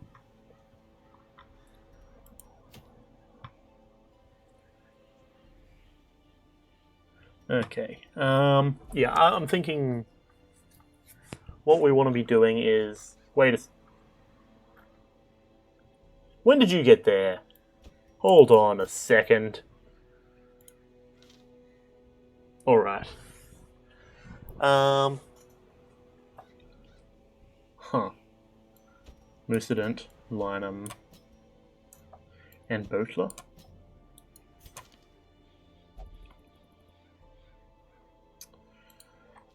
It's an interesting way that we could build it. I'm just thinking, because I'll probably have to wrap up. I know on the stream I said I would go for another 2 hours, but my throat is starting to get really rough and coarse. But I'm just thinking for next episode or next stream we do of this, I want to get into the courtyard so I can cure up a bunch of people because we're starting to get a big old group of these guys. And Dunkishan, yeah, yeah, it sucks. I really, really want to stream more, but at the same time, I feel like if I keep streaming, I'm gonna like really mess up my nose and like my ability to feel the back of my throat. But tomorrow we should be doing a much bigger stream. I'm hoping to at least get at least like 4 to 6 hours in, because now that I'm actually submitted that report, I have a bit of free time until my next assessment, and I'm pretty sure my next assessment is a group project worth like 4 marks, which really isn't much. So that's a whole thing. Yeah, I'm keen for free time. I think tonight I'll probably just chill out. Might take a bit of a nap because I am mentally dead ass after staying up really late last night and working on the report. But yeah. Anyways, that being said, I'll wrap up stream and the video at the same time. So Dunction for coming out. I appreciate it as always. Yeah, we'll stream tomorrow. So all that good sort of stuff. I appreciate everyone who's come out for a moment, a minute, the entire stream, all that good sort of stuff. So thanks for coming out. I appreciate it. Catch you later. Have a good one. Thank you and goodbye.